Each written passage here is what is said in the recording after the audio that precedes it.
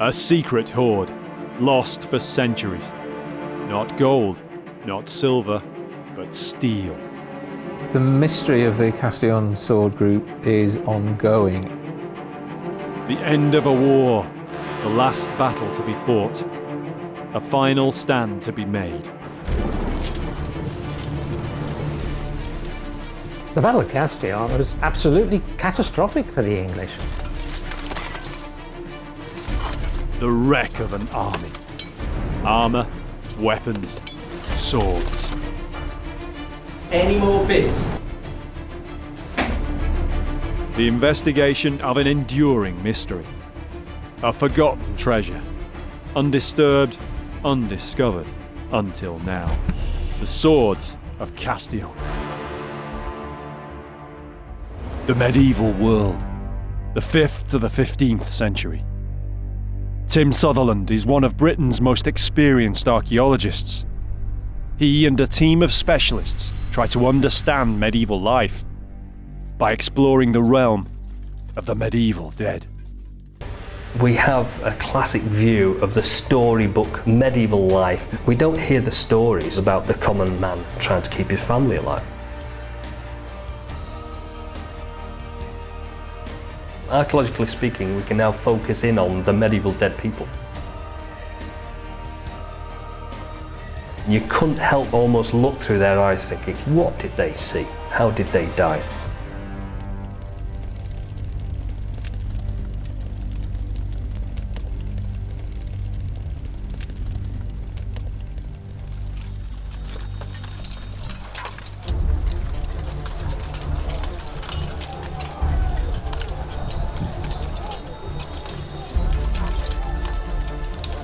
This story is one of the most remarkable in the world of arms and armour. It's truly epic in scope, from a medieval battlefield to the prestige sale rooms of the 21st century. And in between, all the plot twists a thriller writer could imagine. Except it all really happened.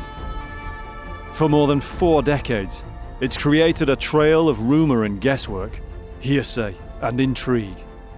Now we'll delve into that world. We'll examine the clues, the stories, the facts, and the extraordinary sequence of events behind the mystery of the swords of Castillon.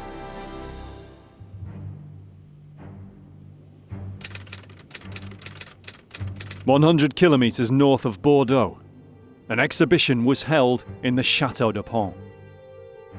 Called La Guerre au Moyen Âge, the 100 Years' War, the catalogue showed a photograph of a medieval sword. Of the sword's origin, almost nothing was said, other than it was from somewhere in France. To people outside the international world of arms and armour, it was just another old sword. Another piece destined for sale to a museum or collector.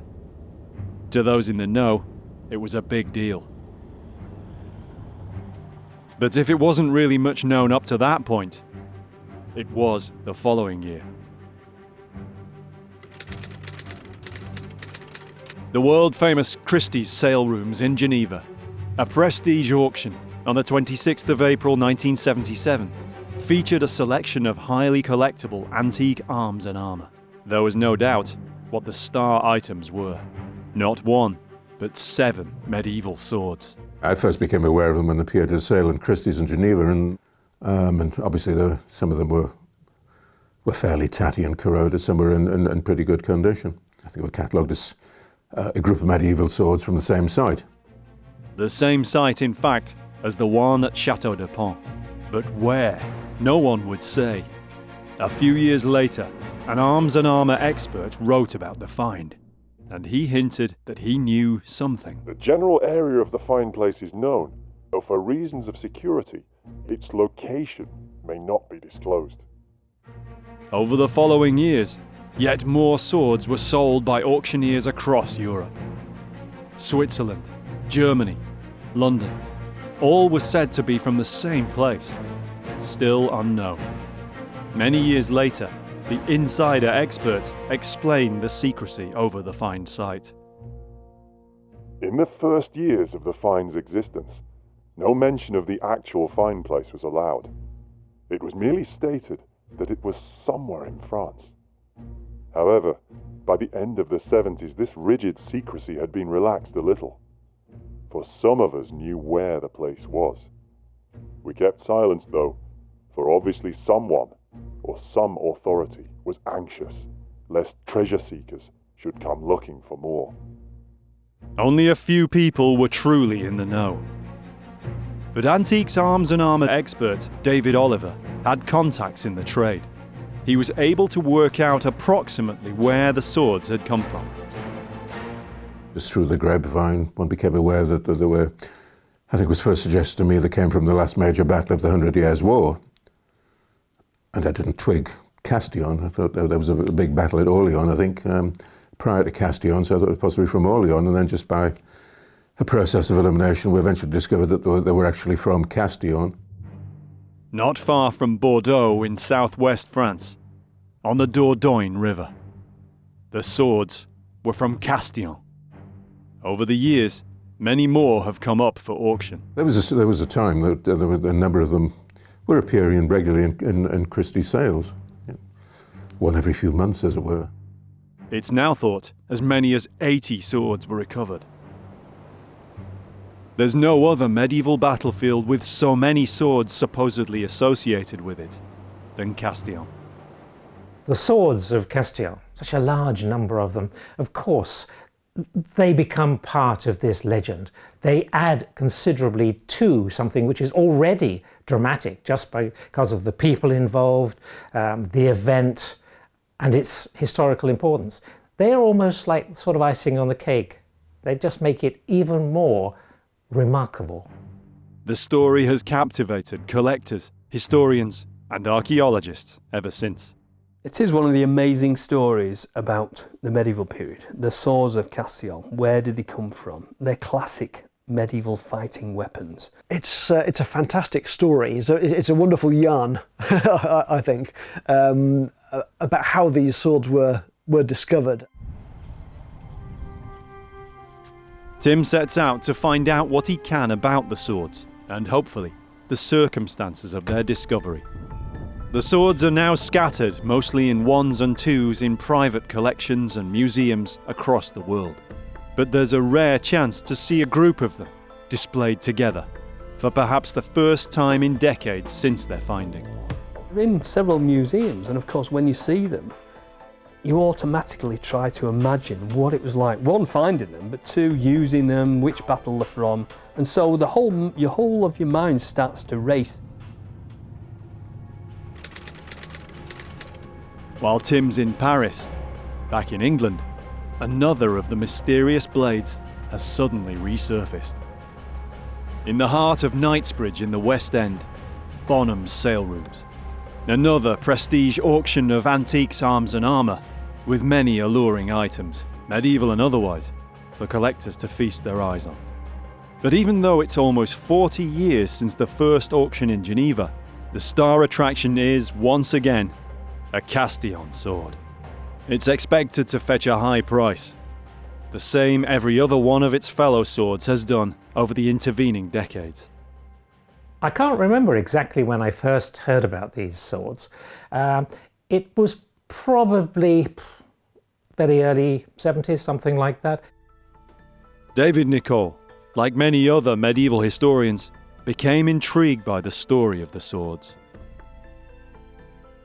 Whenever these swords come up in an auction, they're always the star exhibit because of the mystery of their find and, of course, their association with the Great Battle of Castillon.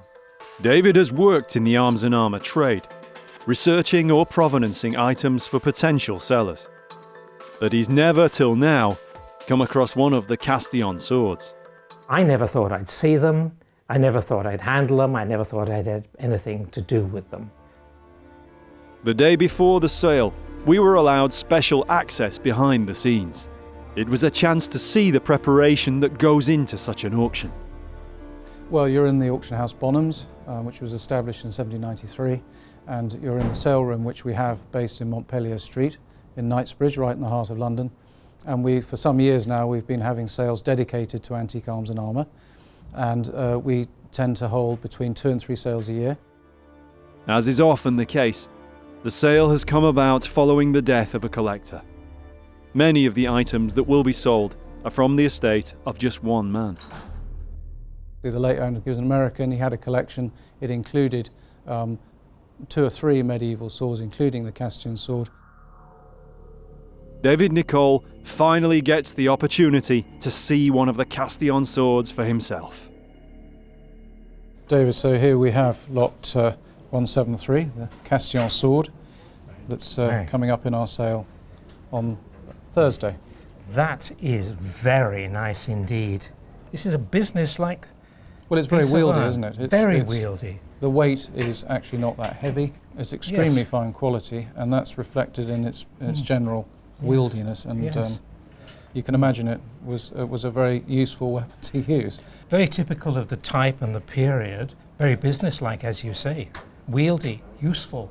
Although it has a should I say, a very fine edge, it's actually a very substantial piece of metal with this essentially trapezoid, flattened diamond section.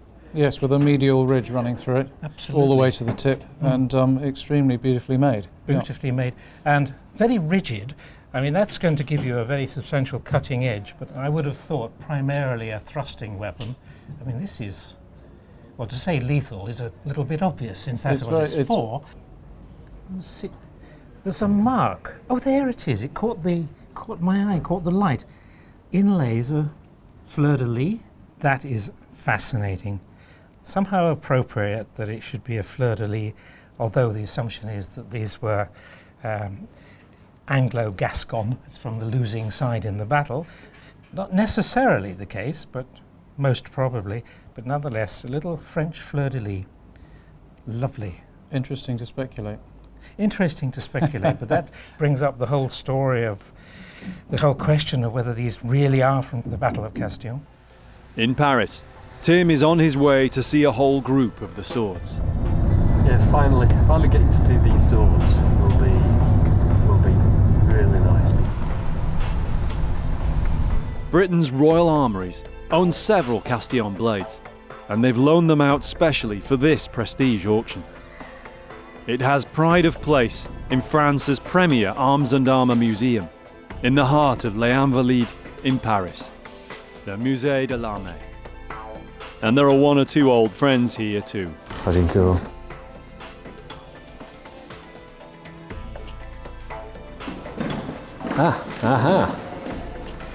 Finally, we meet. It's the first time these Royal Armories swords have been back in France since their discovery. The Musée de l'Armée's own Castillon sword is the one that was exhibited at the Château de Pont, the first one the wider world came to know about. Oui, alors ces épées de Castillon, effectivement, il y en a un peu dans toutes les collections d'armes en Europe. Nous en avons 2 ici au musée de l'armée et nous les avons assemblées à la salle de nos collègues anglais du Royal Armories. Eux en possèdent 4. Et du coup, voilà, on a assemblé 6 pièces qui proviennent de Castillon. Et je pense que c'est la première fois qu'il y en a autant ensemble dans une exposition. But what about the circumstances of the sword's discovery? Is there anything known here in Paris about what happened back then in the Dordogne? C'est difficile d'en savoir plus parce que justement elles ne sont pas issues d'une fouille régulière. Et du coup, la personne qui les a trouvées n'est pas connue. Et puis tout ça, c'est toujours fait un petit peu dans la discrétion. Donc on a très peu d'informations concernant ces objets, ce qui fait qu'elles sont entourées d'une légende. C'est un peu la légende des épées de Castillon, c'est vrai. Et donc ces objets ont une aura un peu particulière dans les collections. Tout le monde veut posséder une épée de Castillon, et c'est pour ça qu'il y en a un peu dans toutes les collections. This is the foremost military museum in France, and yet there's no record here of the recovery of some 80 swords. Archaeological relics from a medieval battle. During the past 5 years, a number of fine 15th century swords have been appearing in the sale rooms and changing hands among collectors. They're from a find of swords dredged from the River Dordogne, near to the site of the last battle of the 100 Years' War. fought near Castillon in Gascony in July 1453. If the battle and the swords could be linked beyond doubt, it would be completely unique. You know where they've come from, you know roughly the date they come from, and you know which country they come from and why they're important. And if these swords are connected to the Battle of Castillon in 1453, we've nailed it. Maybe it's time to look instead at the story of that battle itself. And it was a battle that didn't end well for the English. The Battle of Castillon was absolutely catastrophic for the English. One of the most catastrophic, I would say actually the most catastrophic. Since the 1330s, the rulers of England and France had fought what's known to us now as the 100 Years' War. By the early 1450s, the English had lost virtually all their possessions in France. An army was dispatched to recapture the great city of Bordeaux and its surroundings in the Dordogne, including the fortified town of Castillon. It was the English coming back again, seeking to defeat the French army in battle and then hopefully re-establishing their position in southwestern France. The English commander was highly respected by both sides. Sir John Talbot was a veteran soldier.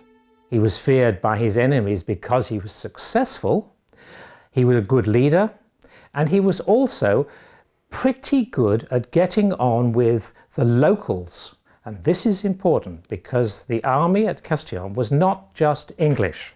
It was from Bordeaux. A large part of it was French. French loyal to the English crown, as they had been for a very long time in that region. The alliance between England and Gascony had existed for many years, before even the time of Agincourt. A representative of, I think, Henry V was very proud to say that the English nation was composed of 5 tongues, and he mentioned English, Gaelic, Welsh, Cornish, and Gascon. The French launched a preemptive strike and besieged the Gascon town of Castillon. Talbot moved fast to try and raise the French siege before Castillon fell. After marching his army through the night, he launched a headlong assault on the French position. The French had decided they were going to stand and fight, and that's precisely what they did. The English, like the French at Agincourt, and certainly like the French at Poitiers and Crecy, were full of confidence. They were incredibly confident in their ability. So they charge in there thinking, they're only French, this is going to be a piece of cake. It was anything but. The French might not have had the famous English warbow, but they had overwhelming firepower of their own. The English were shot to pieces, cut down in droves by cannonballs. The survivors were charged by the French, and the English were completely routed. Some tried to make it to the Dordogne, and this is where the last stand took place. Talbot was killed, and his son, who led the rearguard. There cannot be many English commanders of the 100 Years' War who were defeated and yet are still commemorated on French soil. Talbot's monument looks out over the river. There was a ford here, and nearby is where 500 years later the swords are assumed to have been discovered. Were they dropped in the ford during the rout? How did they get into the river? In the early 1980s, an article appeared in print in which the author, our insider, pondered this very same question. The article appeared in 1982. In it, I had repeated the assumption that the swords were lost in the river by English and Gascon men-at-arms trying to get away from the battlefield, having been soundly beaten by the French. The author was an English academic who was passionately interested in swords. He's one of the great figures in historical arms and armour research of the 20th century. He wrote many books and had a wide-ranging influence on a generation of future researchers. His name was Ewart Oakeshott. The first book that I ever came across on arms and armour was a book by Ewart Oakeshott, one of his Knight and series. Oh gosh, I must have been 9 then, and it wouldn't be until about 30 odd years later that I actually ended up meeting the man. He used to lecture to schools and this sort of thing. He used to dress himself up in armour. He was only about 5 foot high. To actually meet him was something I've never forgotten, because I've never been served cheesecake with a Bronze Age dagger before. No, he was great. He was a real character and a lovely man. It was Oakeshott who'd been the man in the know on the Castillon swords right from their discovery.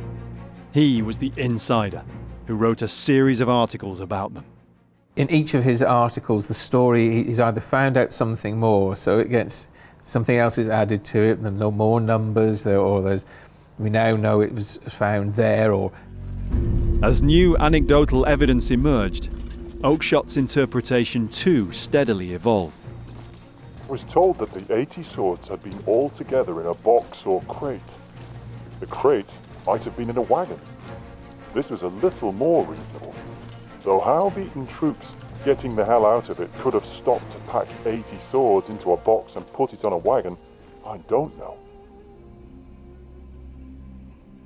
Later, the crate was confirmed as being in fact 2 large wooden barrels, the remains of which had been found with the swords. As Oakeshott said, this didn't sound like fleeing troops throwing away their weapons in the river. Are there clues in what we know about the aftermath of medieval battle? Back at the battlefield, of course, you've got a load of mixed and in some cases extremely valuable military equipment lying around. Now, booty is absolutely central to the motivation of medieval armies, because they're not paid very well, if paid at all.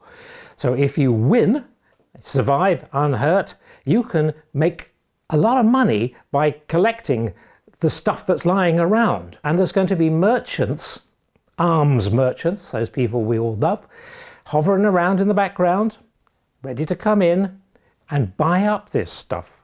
It's an odd parallel that half a millennia later, the Castillon swords are still highly sought after by dealers in arms. Today, it's not just private collectors who buy antique arms and armour. Like any other consumer, if there's an item the Royal Armories want for their collection, they have to buy it from a dealer. In their storerooms in Leeds, Tim gets a rare chance to see at first hand the Armory's 6 Castillon blades. When did the swords first come into the Royal Armories collection then? The swords have come into the armories over a period of time, starting from about 1977 and through the 80s. And they have been acquired through either auction or from dealers. And what's interesting as a group is there's similarities and the differences. So there are none that are identical? None of them are going to be identical because they're all, of course, hand-forged. Different person might make the pommel and the cross as opposed to the blade. Even if they were for, a contract, like we know about places like the Tower issuing arms, don't we, for campaigns. So even if they were to fulfil that function, there's still going to be differences. We don't even know, to be honest, whether these are French or English. Oh, right. Right. So there's nothing here stylistically. They could have been used basically all over the continent.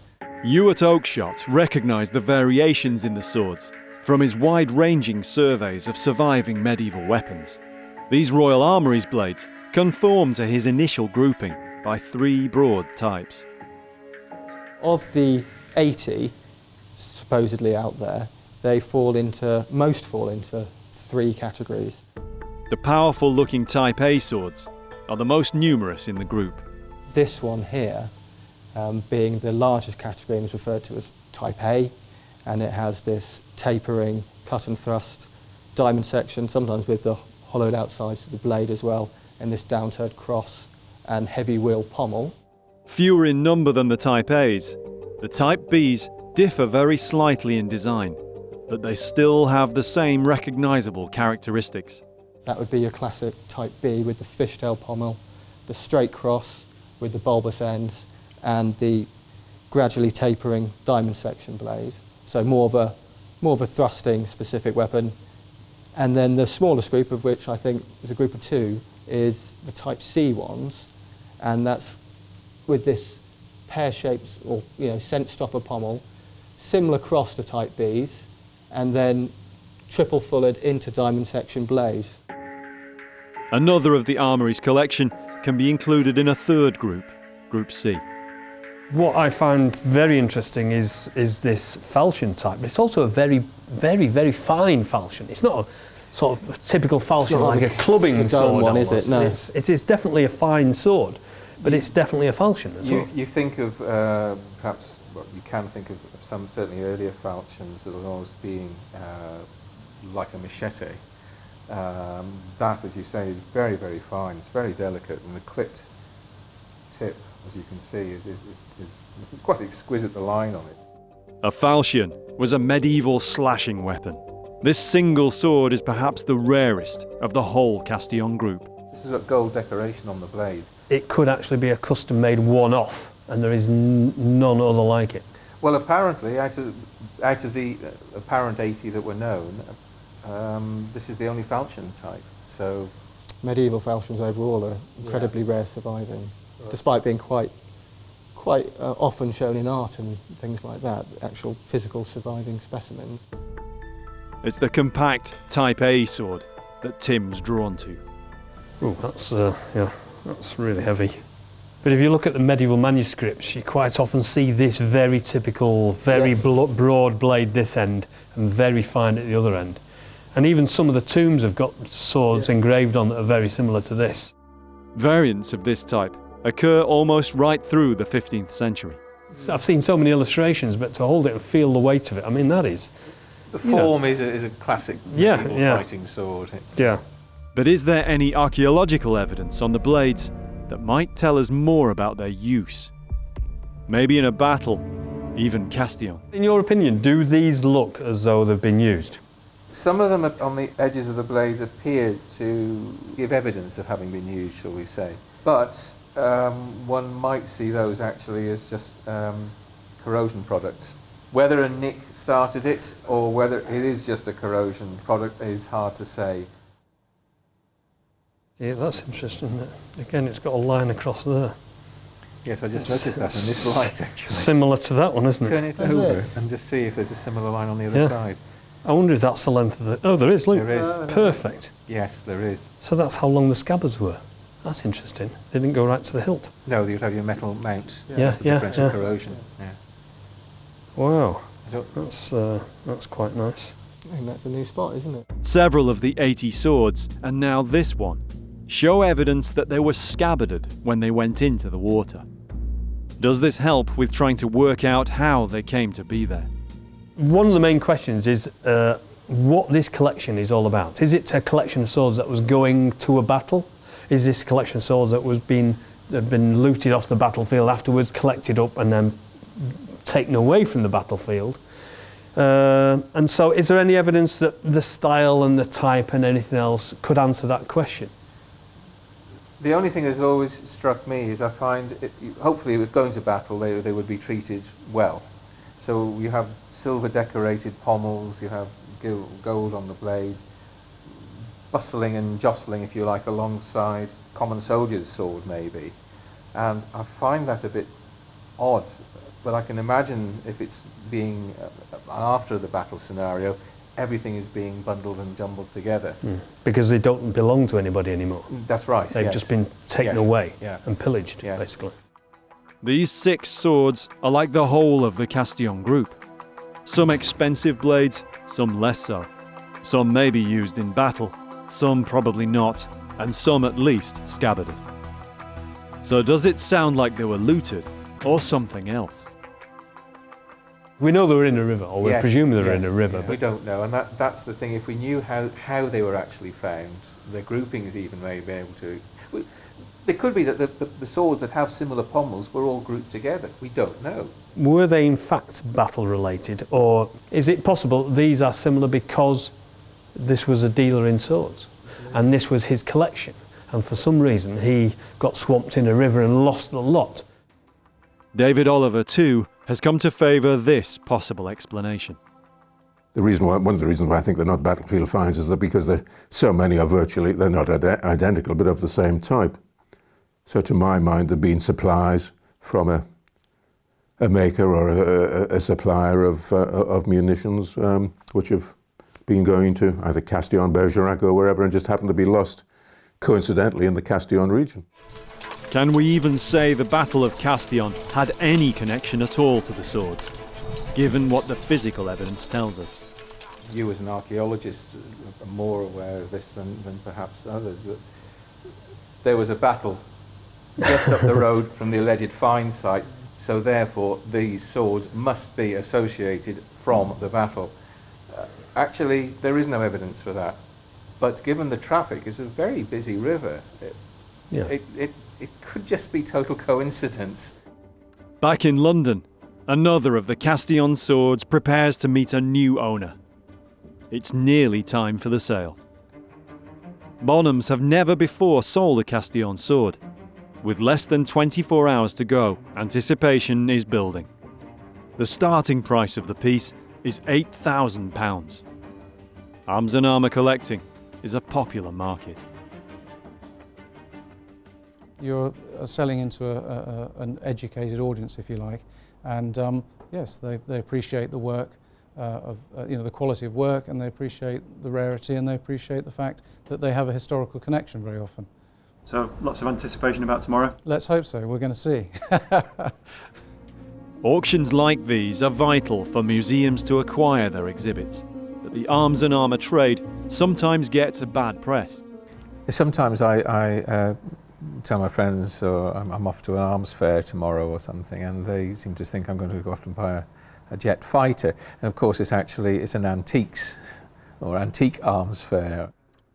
The academic world can get a little bit sniffy about the whole commercial sales, buying and selling of these beautiful and interesting objects. And personally, I feel that's most unfair. By encouraging and spreading this interest, they bring in artifacts which we might otherwise not see, which the academics might not see, like the Castillon swords. Swords themselves have a mystique, I think. There's something about them that elevates them above all other weapons, I think. Like David Nicol, Clive Thomas researches and writes about historical items in the arms and armour trade. And he too is fascinated by the Castillon swords. Yeah, the first time I actually got to grips with a medieval sword was actually one of the Castillon pieces. It was just superb, and I felt very privileged to be holding it. I think at that point, that was when my interest in the Castillon group was really sparked, I suppose. Clive was well versed in the work of Ewart Oakeshott. I was first aware of Ewart Oakeshott when I read his book, The Archaeology of Weapons. I still dip into it occasionally just for the sheer pleasure of reading it. Much later, I actually met the man, and I met him probably 4 or 5 times before he died, which was, I think, in 2002. What was he like? Very, he was very enthusiastic about the subject, basically. Very friendly, very approachable. And I remember when the very first time I actually met him, I was introduced to him by a chap from the Arms and Armour Society. And this guy took me over to Ewart, at the Park Lane Arms Fair, this was, and said, "This guy's just written an article which you've got to see." And Ewart opened the article up, said, "Oh, I say," and there we were chatting away like we'd been old friends for decades, Ewart Oakeshott passed away in 2002. Over almost 3 decades, he'd written numerous articles and books about the Castillon blades. Yet the story wasn't complete. And still the swords kept appearing for auction. There were still blanks to be filled in. After Ewart died, I was looking through these articles, and I thought, well, I think somebody really needs to pull it all together. And there was definitely a sense of a baton being passed, I think. Clive continued the work of Ewart Oakeshott by starting out with his own research. His aim was to try to establish the true chain of events. It still wasn't known for sure when or even how the find occurred. He was able to establish some of this. As far as I know, we've pinned the year down to 1974 when they were discovered. They were discovered by, I think, a dredging company, as far as we can tell anyway. But where the dredging happened was another matter. Nobody seemed to know or want to tell. Even Oakeshott himself was coy on the matter in his articles. The general area of the find place is known, though for reasons of security, its location may not be disclosed. It was as if he couldn't really tell you everything, but he sort of cheated. He put just enough information in there just so anybody in the know could actually determine roughly where these things were found. There was a clue that the swords were found near a ford, and this, along with the apparent date and type of the swords, is how they came to be associated with the battle. It's often thought that the find point was actually near the site of the battle, the 1453 battle. In actual fact, it was the other side of the town, further downstream. This changed everything. Not the ford of Razin, which was close to the battlefield, but the ford of Jean Bart, just under a kilometre to the southwest. If true, this put paid once and for all to the idea of defeated English soldiers losing their swords in the ford as they fled. Clive found that Oakeshott seemed to be being fed snippets of detail about the find. He let slip clues in his articles. It's interesting from the first articles where it was said that the swords were found in a wagon or something like that. And then he revised that in the following article to say that they were found in some casks, and later said that they were found in a barge. It's amazing seeing how the story develops. A plausible picture began to emerge. Perhaps the swords have been collected after the battle, but it could have been before, or even years later. The swords were of types in use for much of the 15th century. They'd been loaded on board the river barge for transportation. By English or Gascon or by French troops, we don't know.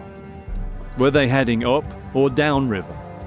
Were they loaded around here, perhaps spoils from the battle? We don't know. We do know, though, that valuable swords, packed together in a shipment, perhaps in great barrels below decks, would have been a serious commodity in the medieval arms trade of the 100 Years' War. But just how did they come to be in the river? Right up to his very last words in print on the subject, Oakeshott himself wondered this. For all any of us know, other things from that boat may lurk beneath the water. But why did the barge sink? Clive came up with something no one else had. The Dordogne is one of France's largest rivers, and it bears witness to an incredible and potentially destructive natural force. A tidal bore, a surge of water driven by the sea. I was quite surprised actually when I learned of this particular natural phenomenon, that nobody had actually mentioned it in any of the literature on Castillon beforehand. So I did a bit of research on it, and the way that tidal bores work, the one at Castillon is actually known as the Mascaret, and it goes all the way up the Dordogne to a point about several kilometres further than Castillon itself. There would have been little warning. The tidal bore makes hardly any sound until it hits. If they weren't prepared, or if it was unusually strong, the Mascaret might easily have swamped or sunk a small craft.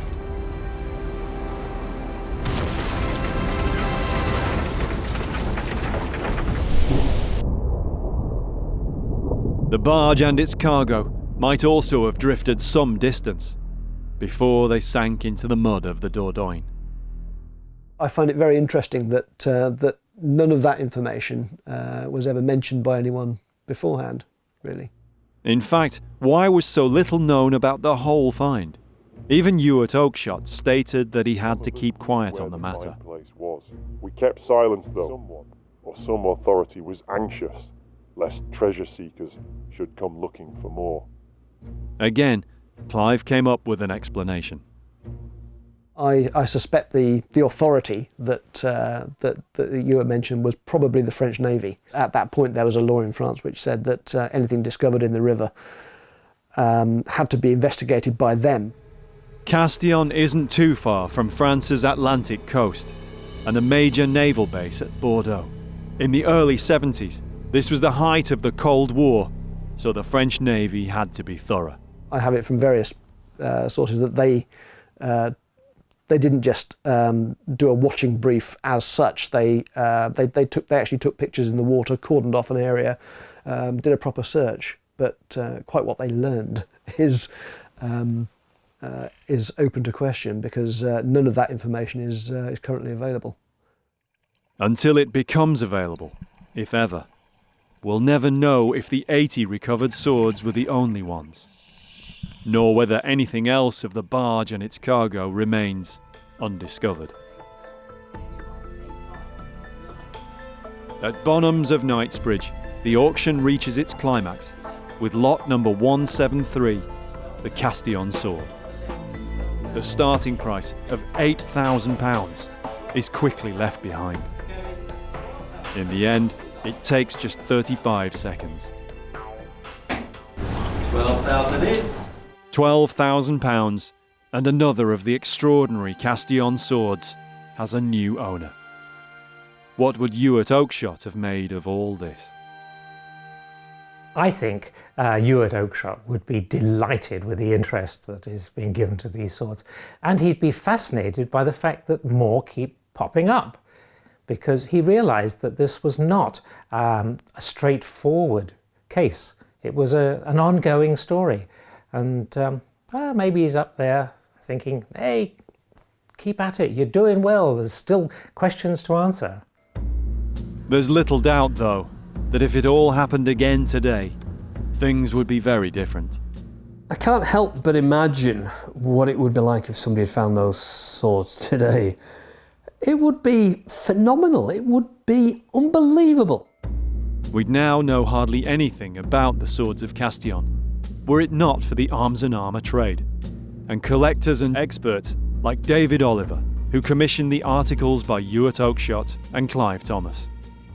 All the academic institutions use your articles as a reference. Well, it's nice to think so. I mean, that's one of the objects of the exercise. That these are works of reference. You know, they're not something which you just look at and throw away. It's they are retained, and I mean, people are kind enough to refer to our articles, to our catalogues in auction catalogues, and articles and books which are written on the subject. So hopefully, it serves a purpose. It beggars belief now completely as to how it was done. It just wouldn't happen these days. But the whole story, it provides a really intriguing sort of mystery, I suppose. We've now had 40 odd years, and the fact there's still a mystery to this story 40 years on, I don't think it's a good sign. I'll be optimistic and hope it will be resolved. I want it to be resolved, but maybe this is a mystery that will just go on and on. One day, I hope somebody is going to do a proper archaeological investigation of the site.